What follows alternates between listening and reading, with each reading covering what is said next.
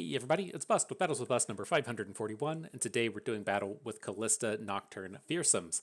And so the Nocturne Fearsomes deck, it's something that's near and dear to my heart. I feel like we've played it in at least 3 opens up to this point. It's something that I really like to bring as a third deck because it does quite fantastically against certain removal-based decks. And so Vandal City-based removal like Nora-based decks or PNZ-based removal decks like something featuring Janna or whatnot, they just don't have the AoE removal you need to deal with these high-powered mist wraiths, and then especially when you bring them back with something like the Harrowing. And so, to me, we do have a lot of interesting additions with this deck coming out of the Fates Voyage Beyond. The big one coming in here is, of course, going to be the Legion of the Severed, putting Deathless on an ally into your hand, and this is going to kind of branch off the deck into 2 separate directions, I think. The first one is going to be playing Elise. Elise Fearsomes is something that you can look at. The Frenzied Skitterer is now a 3/3. Elise is always strong. She's very aggressive, and it's going to give you access to cards like Precious Pet. Where the things the Legion of the Severed can tie in with is if you're able to kill off the Frenzied Skitterer in the middle of combat, it's going to resummon, buff all of your spiders, and then neg attack all of your opponent's units again. And so you're very likely to chunk in a bunch of extra damage with the plus attack and then have your units survive because of the negative. Very strong and compelling aggressive component that way. What we're going to be playing here today is a little bit more of a value-based approach, and I was really looking to come in and make usage of the Deathgrass Cultist. This is a card that I felt was going to have quite a bit of promise in this style of Fearsomes deck. It works fantastically with the Legion of the Severed. If you get to shrink your opponent's biggest unit, that unit's not going to be able to block Fearsomes, which is great, but if we put the Deathless unit down first, there's a very good chance that the opponent's just not able to block and kill the Legion of the Severed. It's typically very easy to kill off the 2 health unit, but dropping the Terror Curse onto your opponent's biggest unit gives you the realistic chance that that 4/2 gets to attack and not die. The other kind of neat tie-in with the Deathgrass Cultist is going to be when it gets resummoned off the Harrowing, dropping the big minus attack again on the opposing units, and then the big key component to our deck today being Soul Cleave. And so if we play the Cultist and then Soul Cleave it, we're going to be dropping 3 of the Terror Curses on the opposing units, and then be able to attack in for a big chunk of damage, assuming that that kind of mini Harrowing is not going to allow our opponent to block any of our plays. But as time goes on, things change. People figure out how good Mage Seeker Inquisitor is. I feel like it's just the better addition at this point in time. We can still do all of the same combos. We can Legion of the Severed into Mage Seeker Inquisitor, as everyone is tired of in the constructed space, or in the standard space, I should say. But it's also a fantastic target for Soul Cleave. If we play the Inquisitor, hit it with the Soul Cleave, put 6 mana worth of suppressions into the opposing hand, and then still have these challenger-based units behind to come in and clean up some of the opposing board. Very powerful value play to be making in the middle of the game, and it almost guarantees that your opponent's just not playing spells the rest of the game, right? If they have to spend 6 mana to just get the suppression out of their hand while they're facing down all of the aggressive threats that we're bringing, they're just not playing suppression the rest of the game, or they're probably just dead at that point. And so very powerful combo there, very strong. So otherwise, the things to kind of call out with this is I think this is a little bit more of a value-based approach to the Fearsomes deck. The Soul Cleave with Kalista gets us some of these combos as well, to where we attack with Kalista, bring back a Mage Seeker Inquisitor, bring back a Wraith Caller, get some of those values going that way. She, of course, combos with the Soul Cleave, almost immediately activating as we kill the unit and get the 2 ephemerals. And she just has a little bit more longevity into the game than you would get out of an Elise. Otherwise, the things to kind of call out here is we're focusing in a little bit on the Hallowed package with the 3 Boisterous Hosts and the 2 Phantom Butlers. If we get 1 or 2 points of Hallowed, that works fantastically with the Mage Seeker Inquisitor. If we're going to get those challenger attacks in, we can boost the strength of his attack, potentially take down some bigger units. The last thing to call out with this before we dive into the games We're not playing the Fearsome Dog, the one cost thing that gets +2 attack and fearsome. If you've Nightfalled, it's apparently a bird, but I've called it Fearsome Dog forever. I think that's just kind of the evolution of things and the evolution of these decks. I'm not really amped about playing that kind of ultra aggressive style of strategy, and I feel like we're just much more suited to play into these mid games to where we're just getting big value out of an Inquisitor or big value out of a Wraithcaller. And so that's it. That's the deck we're doing battle with today. I'm pretty sure we were all premiumed out. I looked earlier, but I forgot. I'm pretty certain we paid that pay-to-win price. So far, looking good. Everything premium. Whole thing premium. I told you, I told you it was a deck that we've played in some opens. That's why we've got the whole deck premium. Nocturnes on the arcade version. Kalista doesn't have skins, I don't think. Maybe she does. I don't quite remember. But looking good, feeling good. See what we can do. See if we can't ruin some more days. We've been playing a lot of these Mage Seeker Inquisitors here these days, and I can't imagine people are having fun into it. But nonetheless, let's kick things off. We are up against Gangplank Sejuani. This tends to be a fairly negative matchup for us. They have all of their good early game AoE package to come in and snipe off a lot of our units. And a separate cat. Wouldn't be a bust video without at least 3 cat-related issues. But no, a lot of their removal suite just plays in nicely to killing off our dudes, and it can be problematic there. But we'll see how this goes. We will get to pop off with this Inquisitor on turn 4 if we want. This double Soul Cleave hand, I think, is asking a little bit more than the Inquisitor is capable of doing. Like, if we were on the even attacks, this would be incredibly strong. Being on the odd attacks, this is a bit of a pain point. Now here our blocks are pretty shitty across the board. Just got to prevent the damage where we can. We're going to need some time to come in and build up, try and pop off with these Inquisitors, and then the big thing here is having double Soul Cleave. If we find a Wraithcaller so that we can get the giant board and all of the additional Mist Wraiths, that would be fine. Without that popping up, though, we're really kind of struggling for what we're going to do in these upcoming turns. But as it stands, this is going to be a pretty massive challenger board. We should be able to play the Inquisitor this turn. I have to suspect it's going to get some good blocks and stuff. Oh, he's just straight opening. Okay. Let's see how it goes. See if he bites right in on the suppression, or he tries to add on some more board. If we get to go into the next turn with the suppression in hand, knowing we get to Soul Cleave, that's going to be pretty huge. All right, good deal. I like it. I like it. Let's see how much opponent likes this. Just say you're locked out of spells this turn. LOL.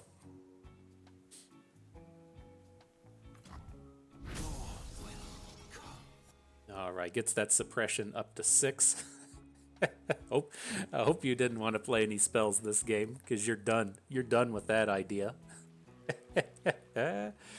Let's see what we could do from here. Now, technically, if we wanted to, is this the angle? Is this what we want to do? Do we want to Soul Cleave one of these Mage Seeker Inquisitors just to get the suppression up to 10? Huh. I'm kind of on board with that, because like adding in Nocturne doesn't do a ton. Oh, not Nocturne. Let's just do it. LOL. That's probably worthy of an emote, right?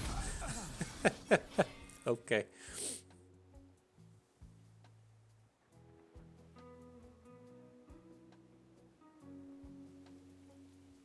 You having fun yet? Are we having a good time out here? I don't know about winning this game, but I do know that we're having a good time in terms of the suppressions. And then Gangplank's just going to come down and ruin our day.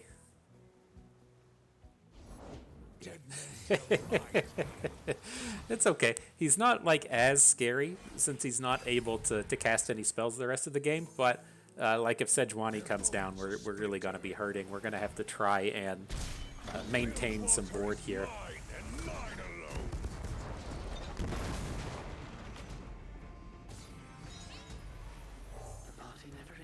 We're we're gonna be real, it probably would have been a little better to have just put the to put the Nocturne down last turn. But I'm glad we got to do it. I'm glad we got to do it. We got to drop the big number at the top of the screen. I like it. And we're not completely out of it here. It's going to really depend on if he has Sejuani, right? So if we're able to play the Arachnoid Horde, Nocturne into Gangplank, and then get a good challenge, like we should be in decent shape. If he starts to play Nocturnes, or if he starts to play Sejuanis, or if he has another Gangplank, then we're going to be hurting.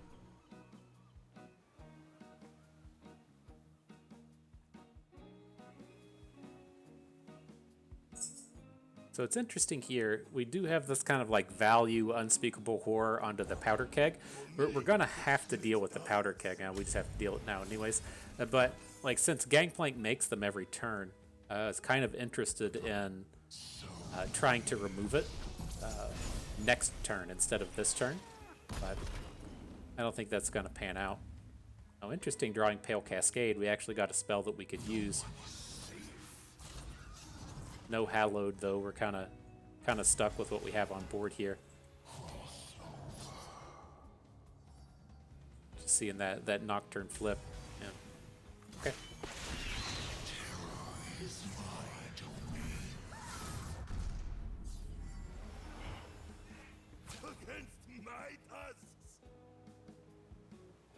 Interesting block with the Tusk Speaker. He's not at any real risk of dying, and so.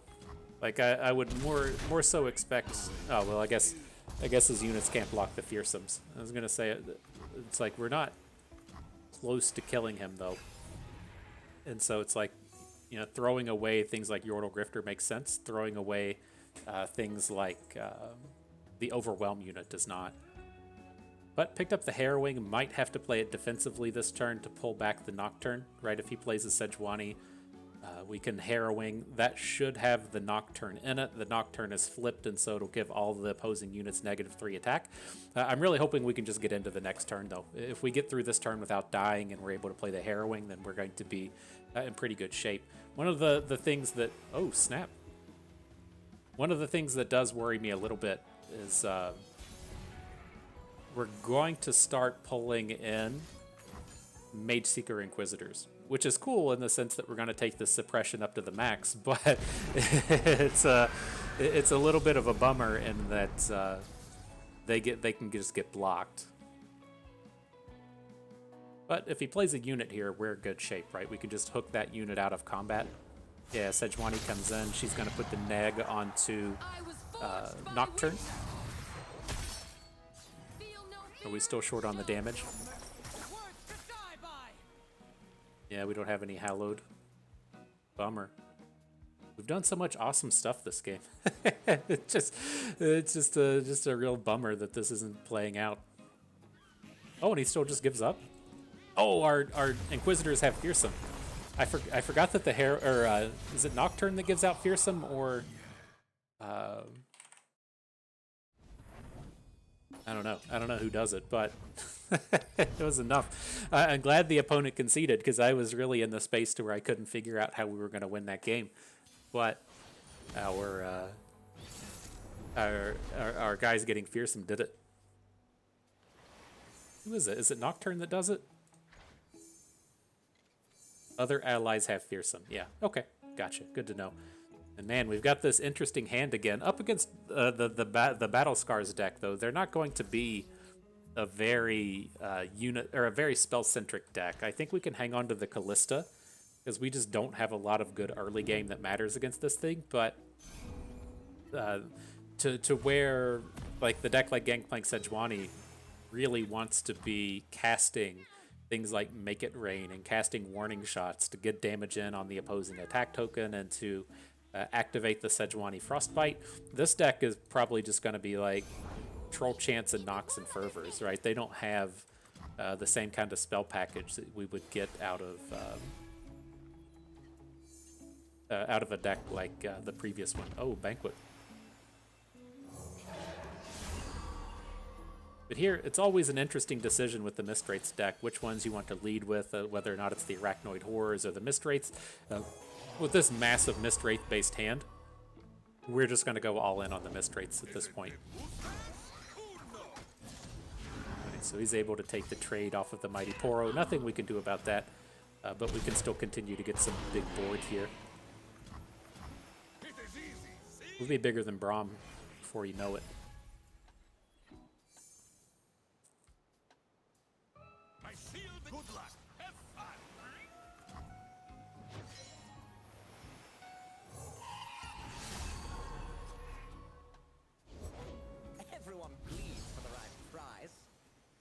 Alright, do we have to open though?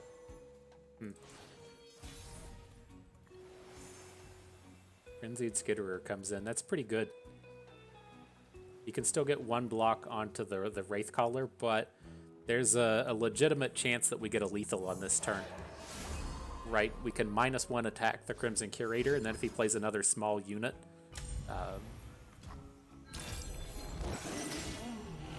there's the opportunity to shrink it as well. So he's going to have 2 blockers here, kind of regardless of what happens. We'll probably just switch over to Kalista. Right, Braum's not blocking, that's not on the table, but both of these outer units are going to be able to block. I'm just curious if he's going to have access to another unit this turn. It's probably okay if he does.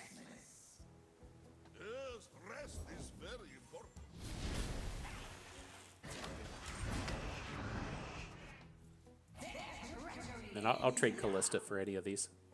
Got to keep Wraithcaller at home, though. It just gets blocked by Braum. But this is enough attacks for our Nocturne, so if we do manage to make it around to the next attack token, we should be pretty close to the lethal.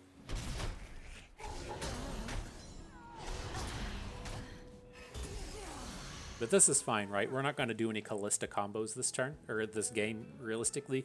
She would be summoning Mistwraiths at this point, which is kind of strong, but I don't think it's necessary.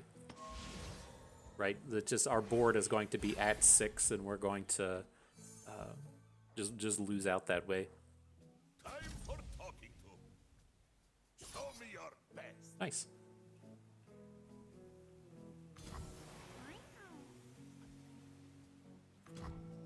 Don't want that Wraithcaller. We're done with it. Want to get more Fearsomes on board. And so what we're going to look to do here is we'll play both of these Arachnoid Horrors, and then next turn, well, it's like, what are the chances he's able to actually kill this Nocturne?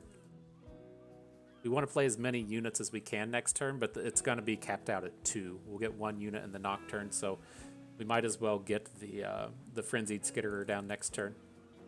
So we'll add in the Horror, add in the other Horror. If we could get, 3 negatives, it might be something a little different, but the Skitterer is going to give these Arachnoid Horrors the bonus next turn, so we'll kind of want that. Those stats to stick around.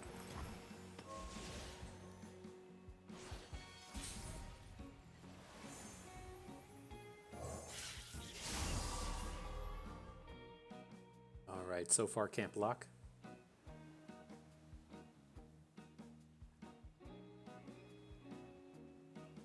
That's pretty cool, right? When your opponent can't block. I'm worried. I'm worried about what's going to come in. It's like one of the concepts we talk about a lot is half-assing your deck when you're trying to do too many things at once, and that's what I worry about a little bit when I see like the Banquet Hall, and then there's like the Scargrounds deck, so there probably is other damage-based combos in here, and then so like if the Banquet Hall and the Scargrounds was in this deck, I wouldn't be super surprised. And then also, he was trying to do like a third thing in here. It slipped me on what it is now, but there's a lot happening with these things. But at the end of the day, victory unlocked. GG.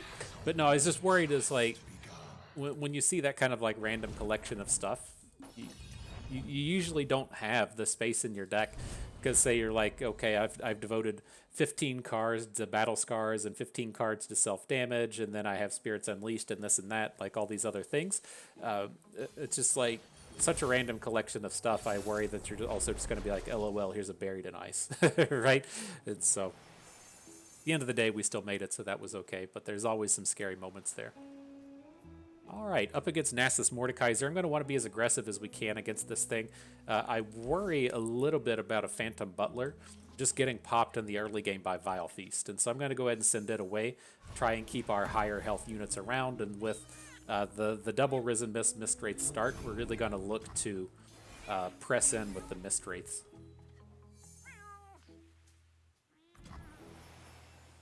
Interesting having Inquisitor come in.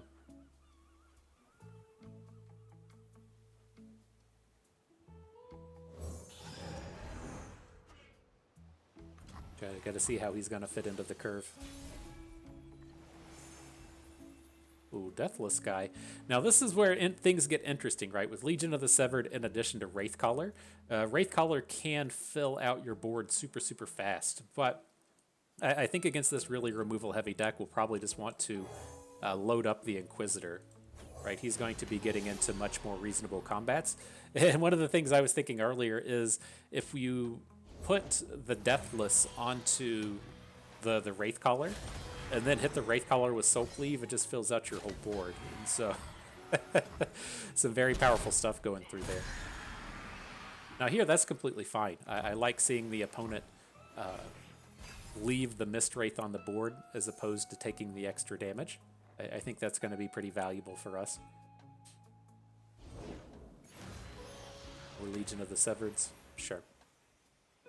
Anyone gathered here is an enemy of the crowd. Make him pay the price if he wants to start hate spiking.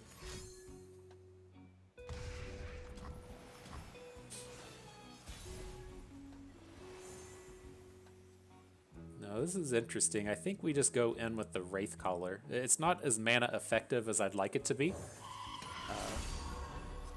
But it's just like the biggest value play that we have. And what we're going to look to is 2 turns from now on our next attack token. We want to open with double Risen Mists. And so we'll see if that's able to come into play. Had to check our Hallowed. It doesn't exist.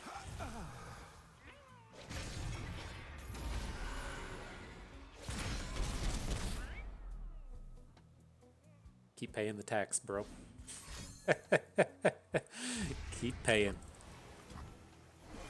And so yeah, with this, you know, we want to get these non-fearsome units off the board. We'll try and sacrifice the Inquisitor and the Wraithcaller if the game presents that kind of thing. I'm leaning towards just kicking off with Mist Wraith here. And we'll see how he responds. Such petty defiance.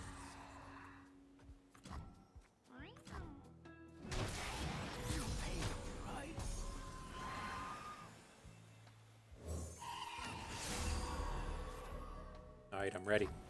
I'd feel a lot better if he had suppression in hand. Some of these decks play really weird. Really weird things like the -2 Shurima thing, the -2 attack and AoE whatever, but not today. Not today. Get worked by the Mist Wraiths, my dude.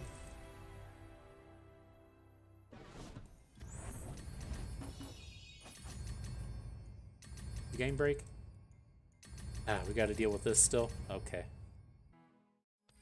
Alright, next battle. So yeah, hope you all are watching this before the Chiefs game. You have a couple of times when you're able to watch this video. It's either before the Chiefs game or after, not during. That's where we'll be tomorrow. Not going to make any videos tomorrow. We'll be watching the Chiefs and the Niners play, but I expect you to do the same. You gotta go out there and cheer on the red team. All right, how are we going to kick this one off, though? I assume this is some kind of like rampy style of deck with both Elder Dragon, Aurelion, Soul, and so I kind of just want to find as many cheap plays as we can. I'm hesitant to keep this Frenzied Skitterer.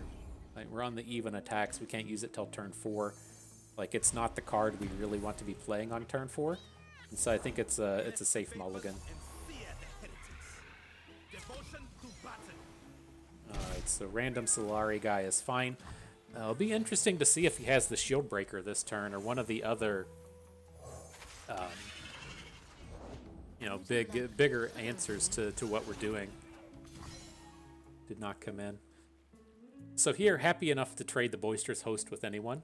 We're looking to just get that Hallowed bonus now. We got to play it on Curve. That was great. He had blockers, whatever. Now we're looking to just deliver Hallowed to our other units. Yeah, not surprised. Drop that gem on the soldier so he can block a Fearsome. There is a touch of argument to try and hold onto that unit since we do have Kalista, but that's like pretty tough to navigate. If we're going to be real, it's very rare to be able to flip a Kalista without having access to Soul Cleave.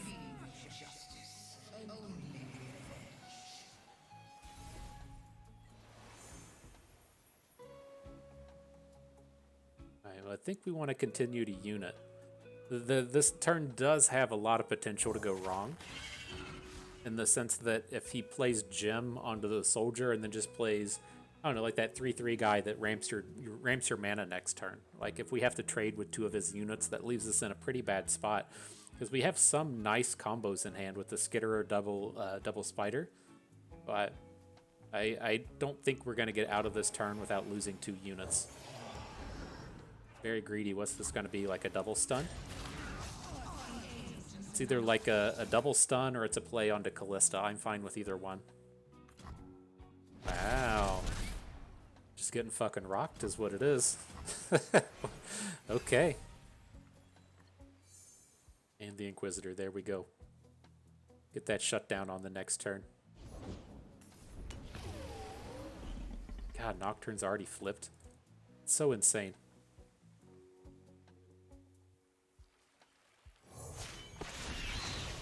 Let's just roll with it. Like I guess you can still play a Sunburst at this point, right? It doesn't need to be a silent Sunburst to get Nocturne off of the board. But, oh, this is going to be nasty next turn. Especially with like Frenzied Skitterer able to come in and give double negative attack, right? He gives his neg and then Nocturne gives the neg as well. I don't know. I don't know what opponent's doing if they didn't play anything on turn 4 and then on turn 5 they play Wounded White Flame. Wounded White Flame has to be the card they just drew for the turn, and so it doesn't give me like a lot of confidence that they're going to be able to play another card this turn. Yeah, just get rocked. Okay. GG. All right. Let's get ourselves into game 5.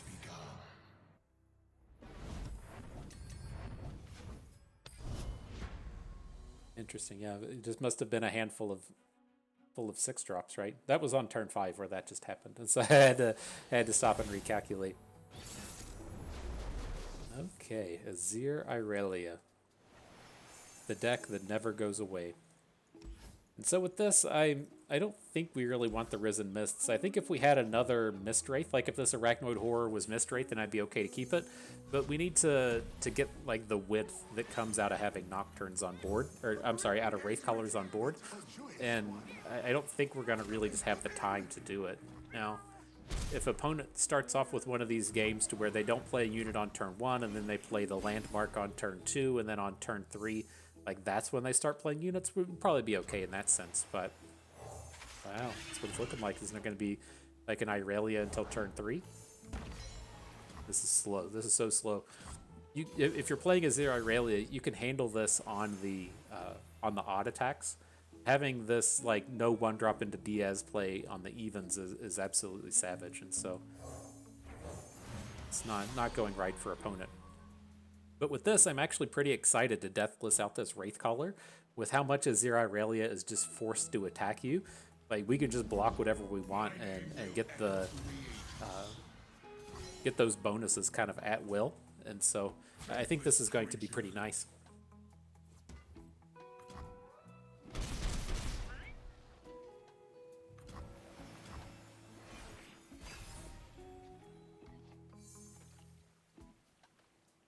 right? There's just no way around it. If you want to make any kind of attack with Azir Irelia, like we get to block. Wraithcaller can get in front of whatever it wants to. So this is going to be sweet.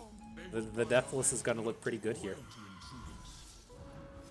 So we get the Mist Wraith, we block Irelia or whatever he's trying to do. She's going to Deathless back and give us another Mist Wraith. Probably try and throw away this Boisterous Host as well so that we can get the Risen Mist on board.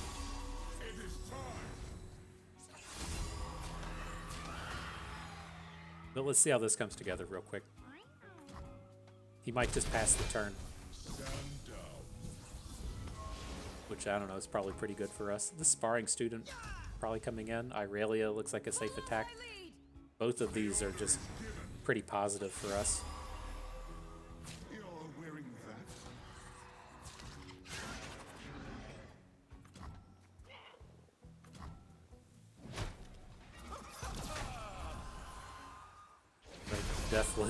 Deathless Wraithcaller getting the free Mist Wraith. I love it. That's good stuff right there. You can only block one Fearsome with this board. Oh boy, and the Mark of the Isles? That's how you do it. That's how you do it. Right, Fam Jam, enjoy.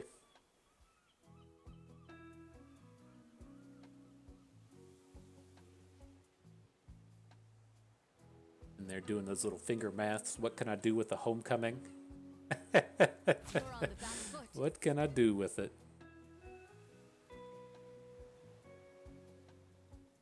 That's pretty cool though, right? The Deathless Wraithcaller.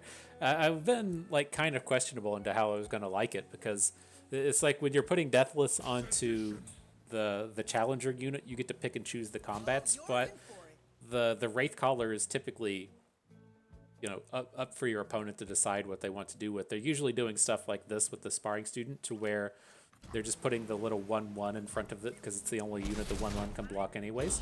And so it's kind of a tough unit to get off of the board, but that was pretty good right there against Azir Irelia, or, you know, if you're up against Pirates or something, that's just such a humongous value play to be able to pull off. So I like it.